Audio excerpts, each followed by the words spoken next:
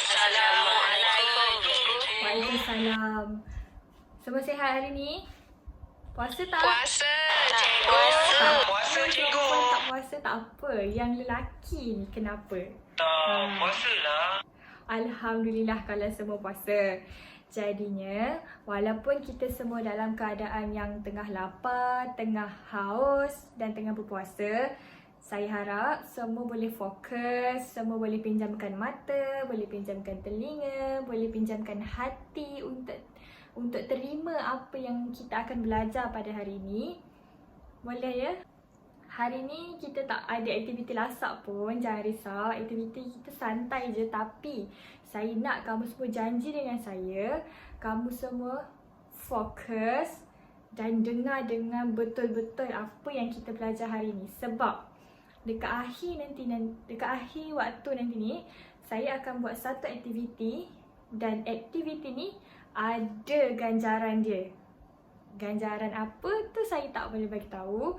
Kalau saya bagi tahu, benda ni jadi tak surprise lah. Betul kan? So kita tunggu je dan kamu dengar je dengan betul-betul apa yang kita belajar hari ni, okey?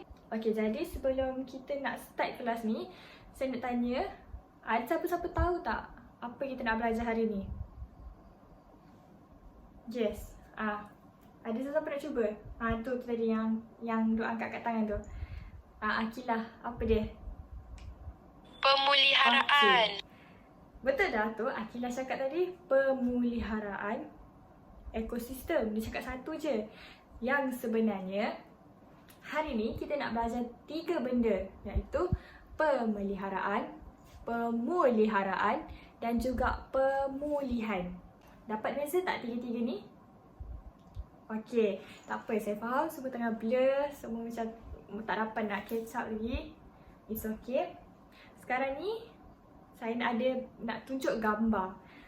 Mungkin gambar ni kamu boleh kaitkan dengan apa yang kita nak belajar hari ni. Ni gambar apa? Harimau. Nampak tak kelas? Kalau tak nampak, boleh rapat-rapat sikit. Okey, harimau. Okey, betul, ni harimau. Jadinya, apa kaitan dia? Apa kaitan dengan tajuk kita? So dulu pada tahun 1950, dekat Malaysia sahaja ada 3,000 harimau yang tinggal dekat habitat dia sendiri, iaitu hutan. Banyak kan 3,000 tu.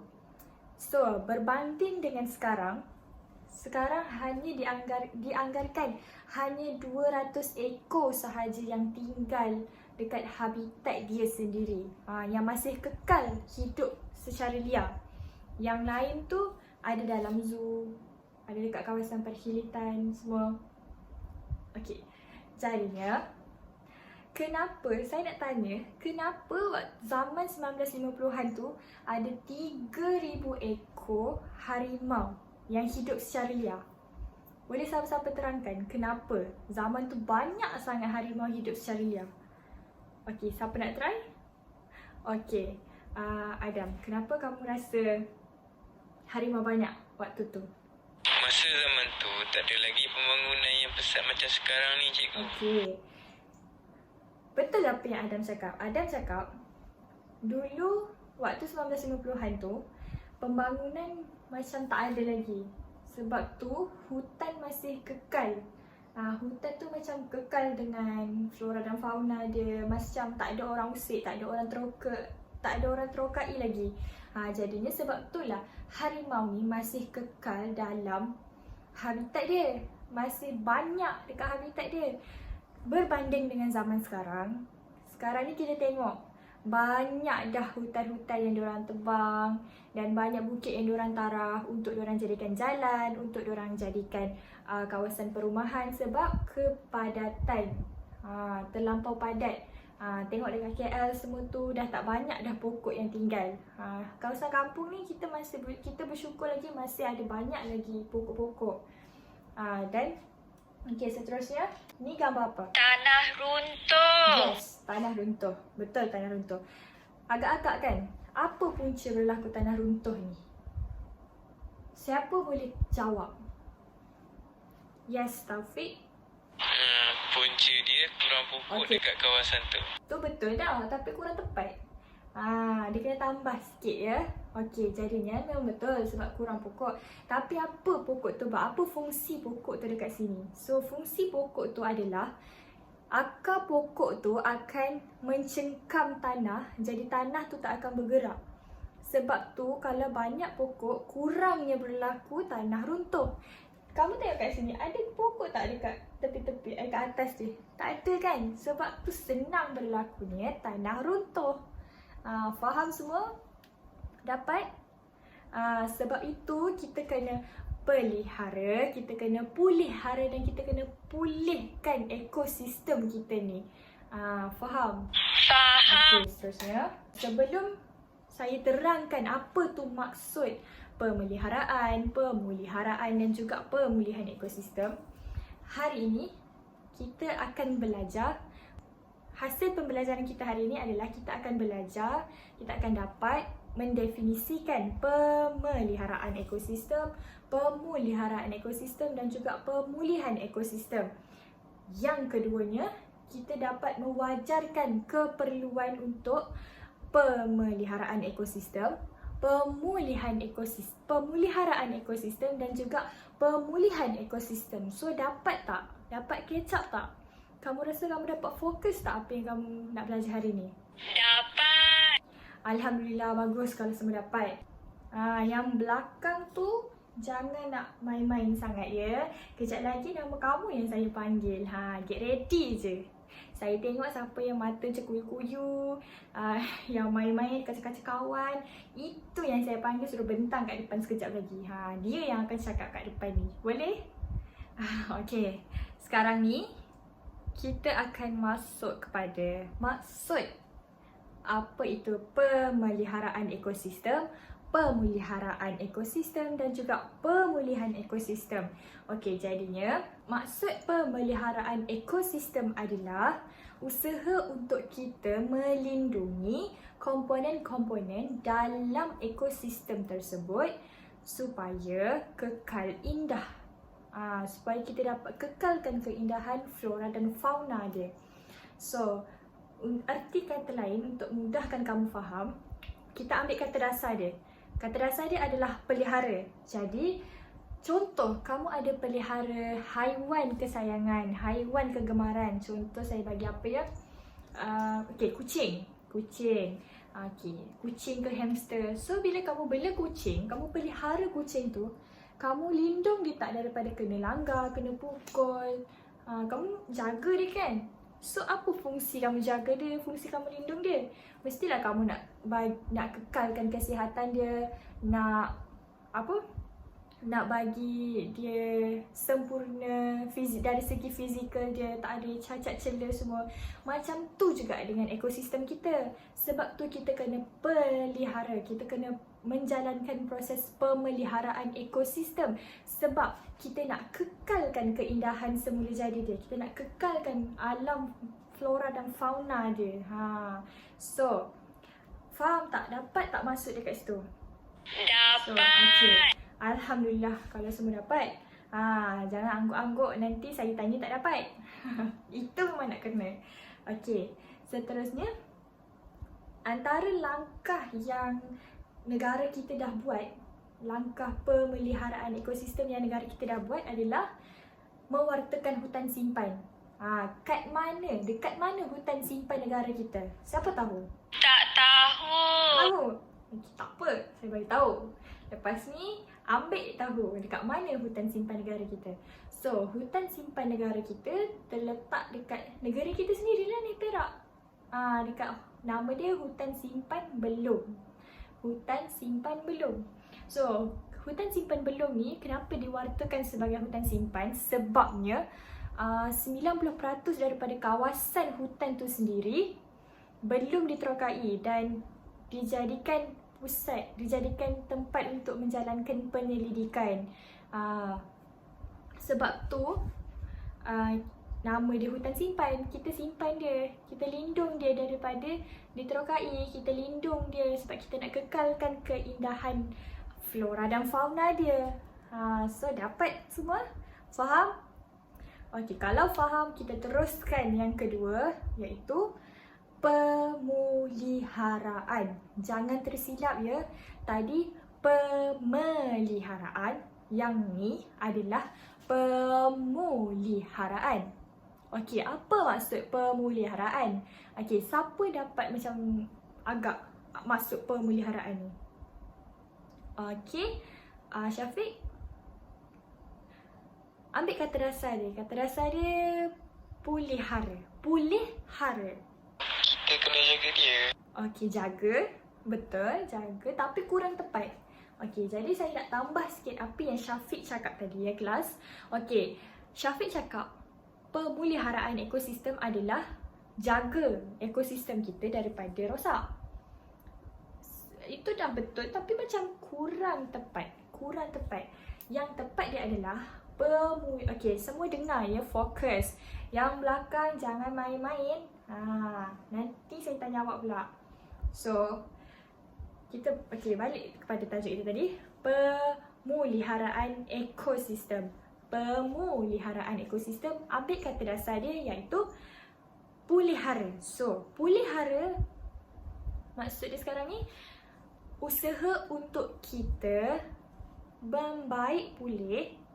Okey, saya ulang balik. Usaha untuk kita baik pulih sumber alam yang kita dah gunakan, yang kita telah gunakan supaya yang terancam, spesies yang terancam tidak akan pupus. Faham? Okey, saya ulang balik. Pemeliharaan ekosistem adalah usaha untuk kita membaik pulih. Okey, usaha untuk kita membaik pulih sumber-sumber yang kita dah gunakan. Contoh sumber dia, sumber tenaga, sumber air, sumber mineral, sumber udara dan macam-macam lagi sumber lain-lain yang dah digunakan supaya tidak pupus. Faham? Semua dapat? Boleh cikgu. Okey. Nak senang, kamu ambil kata dasar dia pulihara. Kamu dah pulih, kamu nak jaga dia. Kamu baik pulih. Itu maksud dia. Pulih dan jaga dia.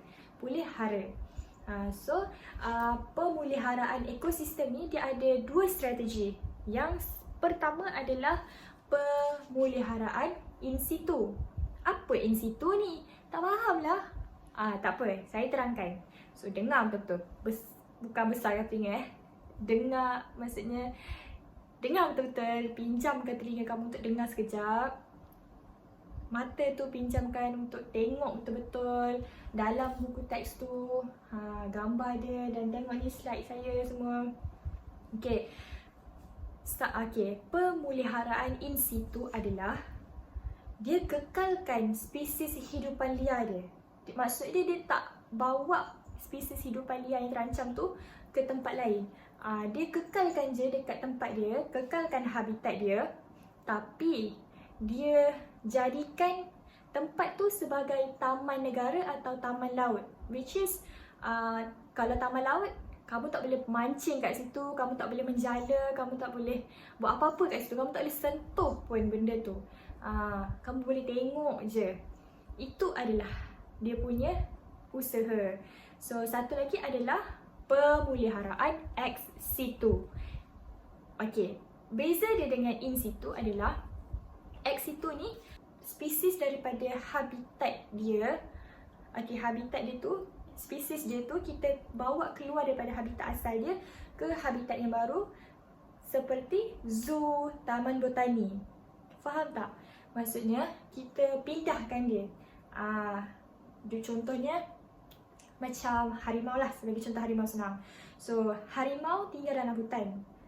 So, sekarang ni kita nak jaga, kita nak elakkan daripada harimau ni pupus, mengalami kepupusan. So, kita jalankan pemeliharaan ex situ, which is kita bawa harimau ni pindah masuk dalam zoo. Itu pemeliharaan ex situ. So, semua dapat bezakan tak pemeliharaan in situ dengan ex situ? Boleh cikgu. Okey, dapat. Okey, sebenarnya nak bezakan dua ni senang. Kamu ingat in, ingat ex. So, in dalam, maksud dia dalam tu je, dia kekalkan je. Dia tak pergi mana pun. Ex, dia keluar. X dia keluar. Maksudnya dia keluar daripada rumah dia, dia pindah masuk rumah orang lain. Okey, faham semua? Faham. Okey, faham, bagus. Okey, yang terakhir sekali adalah pemulihan ekosistem. Ni tak ada hara ya. Ini pemulihan sahaja. Pemulihan ekosistem. Apa maksud dia? Okey, maksud pemulihan ekosistem adalah memperbaharui dan memulihkan ekosistem yang dah rosak akibat perbuatan siapa? Manusia. Kita sendiri, perbuatan manusia lah. Apa contoh-contoh dia? Okey, sebutkan kelas. Pembangunan tak Okey, betul. terancang. Pembangunan tak terancang. Satu lagi. Pemburuan haram. Pembelian haram. Yang ketiga, Pembalakan haram. pembalakan haram. Semua haram kan. So semua haram ni benda akan jadi rosak. Macam itulah. So jangan buat benda-benda yang haram nanti jadi rosak. So ingat Contoh macam dalam gambar ni, dia tanam balik paya bakau. Sebab apa? Orang tebang paya bakau ni, pokok bakau ni sebab orang nak ambil kayu dia untuk jadikan apa? Untuk jadikan arang, untuk jadikan perabot semua tu. Tapi diorang ni salah. Diorang dah tebang, diorang tak nak tanam balik. So jadi rosak lah ekosistem tu. So kepentingan untuk pemulihan ekosistem ni adalah dia supaya dia dapat kesinambungan sumber alam. Contoh dia, okey, kalaulah macam dalam gambar, dia tanam semula pokok bakau. Kalaulah dia tak tanam semula pokok bakau ni dan memang tak ada apa pun dalam muka bumi ni, tak ada pokok pun, macam mana kita nak bernafas? Kita nak dapat oksigen daripada mana? Kalau kita tak dapat oksigen, itulah penting dia untuk kita buat pemulihan ekosistem. Okey, sekarang semua dah dengar, semua dah faham, dah boleh bezakan apa tu pemuliharaan,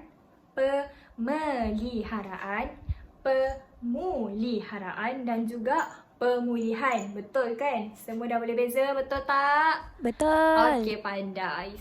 Saya akan uji kamu ni faham ke tak faham. Okey, sekarang ni bentuk 4 kumpulan. 4 kumpulan sebab kamu ada 16 orang kan? Semua datang kan? Semua hadir. Okey, so bentuk 4 kumpulan. Dalam satu kumpulan ada 4 orang. Okey, saya kira sampai 10, semua bergerak. Dan dah ada kumpulan. 1, 2, 3, 4, 5, 6. Bagus. Alhamdulillah. 6 je semua dah duduk dalam kumpulan masing-masing. Okey, selesa kan dengan kumpulan masing-masing? Pilih sendiri kan, bukan saya yang pilih. So, berdasarkan kreativiti kamu dan apa yang kamu dah belajar tadi, saya nak kamu cipta akronim ataupun tak kisahlah akronim ke lagu ke pantun ke apa-apa benda sekalipun untuk memudahkan kamu nak bezakan antara 3 tadi, pemeliharaan ekosistem, pemuliharaan ekosistem dan juga pemulihan ekosistem. So, untuk memudahkan kamu baca, untuk memudahkan kamu ingat benda ni sampai bila-bila dan faham, saya nak kamu reka lah. Ikutlah kreativiti kamu dekat ahli kumpulan. Saya bagi masa 5 minit dan nanti seorang wakil akan bentangkan apa hasil yang kamu dah bincang tadi, yang kamu dah reka tadi. So, 5 minit bermula daripada sekarang. Boleh bincang dengan kawan-kawan. Kalau tak faham, boleh tanya. Boleh tanya saya. Okey, dah siapkan semua? Dah? Oh, bagus. Sepatnya buat kerja. Okey. Okey, kalau macam tu, kumpulan pertama dulu. Okey, bagi tahu. Macam mana kamu explain? Kamu terangkan benda tu. Kamu tak kisahlah kamu pantun ke, kamu nyanyi ke. It's okay, boleh je Pemeliharaan kita lindungi, pemeliharaan kita baik pulih, pemulihan pula kita tanam semula, maka kekallah keindahannya. Okey, kumpulan 1 bagus. Dia suruh kita menyanyi semua. Okey, kumpulan 2 seterusnya. Ingat Zu, ingat pemeliharaan. ingat hutan simpan, ingat pemeliharaan. Ingat tanam semula, ingat pemulihan.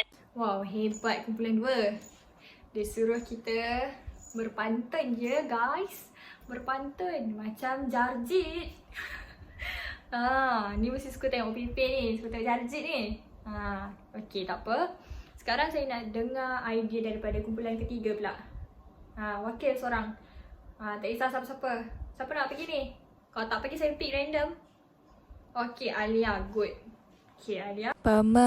Melindungi, meliharaan, baik pulih, mulihan, pemulihan, memperbaiki dan memulihkan. Okey, kumpulan 3 pun dah. Dia suruh kita. Okey, kumpulan 3 ni dia macam bagus dia punya dia punya akronim tu, saya suka. Okey, kumpulan 4 kita dengar kumpulan 4 apa. Tadi nyanyi dah, pantun dah, akronim dah. Ni dia suruh berlakon pula ke apa ni? Kita tak tahu, macam kita tengok. Okey, kumpulan 4 cepat. Lindung dan jaga, itu pemeliharaan. Kita baik pulih, itu pemuliharaan. Bila kita memperbarui, itulah pemulihan. Semarakkan sikap ini, alam kekal lama. Wah, hebatnya semua. Okey, idea bagus, idea mantap. Ni idea Gen apa ni? Gen Z ke Gen apa ni ya? Bagus idea. So, you can big clap to your friends and yourself. Okay. Bagus semua buat yang terbaik. Jadinya, pemenang akan ditentukan minggu depan untuk kelas seterusnya. Tapi memandangkan sekarang masa pun dah nak habis. Jadi sebelum kita habis, saya nak buat kesimpulan sikit lah. So kesimpulan daripada apa yang kita belajar hari ini, kita kena sayang, kita kena cinta alam sekitar dan ekosistem kita. Sebab kalau kita tak jaga, kita tak pelihara, kita tak pulihkan alam sekitar kita, ekosistem kita ni, macam-macam benda akan jadi. Contoh dia macam tadilah, tanah runtuh. Contoh kamu nak pergi Cameron Highland, tiba-tiba ada tanah runtuh, dah tak syok kan, tak best, dah tergendala percutian kamu. Ataupun kamu nak pergi bercuti kat Pulau Redang. Kalau pergi bercuti kat Pulau Redang, kamu nak snorkeling. So bila kamu snorkeling tu, kamu tengok banyak karang yang dah rosak. Lepas tu banyak ikan-ikan dah mati, dah tak ada dah ikan-ikan cantik. So macam tak seronok lah kita pergi tu, tak ada feel. And kita punya anak-anak cucu, maybe kita sendiri tak dapat nak tengok macam mana rupa haiwan tu, macam mana rupa pokok herba tu. Selama ni kita tahu minum je tongkat Ali Kak Fatimah tu, tapi kita tak pernah nampak pun pokok dia kan. So dengan kita amalkan tiga konsep ni tadi, which is pemeliharaan, pemuliharaan dan pemulihan, insyaAllah kita akan boleh tengok benda ni sampai bila-bila. Okay, dia tak akan pupus sebab kita jaga dia.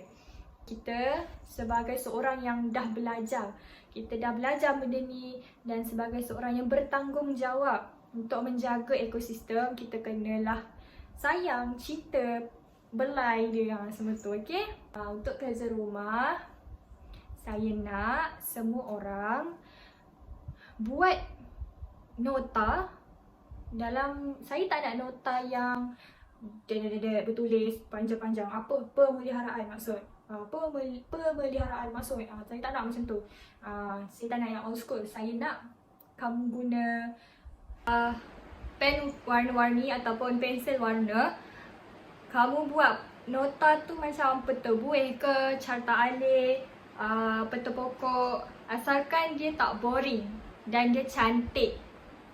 Okey, jadinya untuk kerja ni saya nak semua hantar dekat meja saya sebelum pukul 10, iaitu sebelum waktu rehat esok. Ada penalti dia. Penalti dia adalah kalau seorang ahli kumpulan yang daripada 4 kumpulan tadi hantar lewat, saya akan tolak 1 markah. Kalau 2 ahli lewat, tolak 2 markah. Contoh dia, untuk kumpulan 1 ada 2 orang ahli hantar lewat. Jadinya dekat sini saya akan tolak 2 markah. Contoh markah dia adalah 80. Dia dapat nombor 1. Tapi disebabkan 2 ahli dia lewat, saya akan tolak 2 markah. Jadi 78 markah sekarang dia. Okey, elok-elok dapat nombor 1 terus dapat nombor 2. Nak ke macam tu? Mesti tak nak kan? So kalau tak nak, kamu punya ranking kemenangan tu jatuh, hantar awal, okey? Sebelum pukul 10. Saya harap kamu faham apa yang kamu belajar tadi. Kalau kamu tak faham, kamu boleh baca semula ataupun kamu boleh terus jumpa saya. Jangan biarkan lama. Jangan pendam lama, okey? Sebab bila kamu pendam lagi lama, lagilah kamu tak faham. Jadi sebelum lama, kalau boleh jangan sampai seminggu lah. Kalau kamu tak faham tu, kamu dah baca tak faham juga, okey, boleh jumpa saya, okey? Okey, itu saja untuk kelas kita pada hari ini. Okey, terima kasih semua.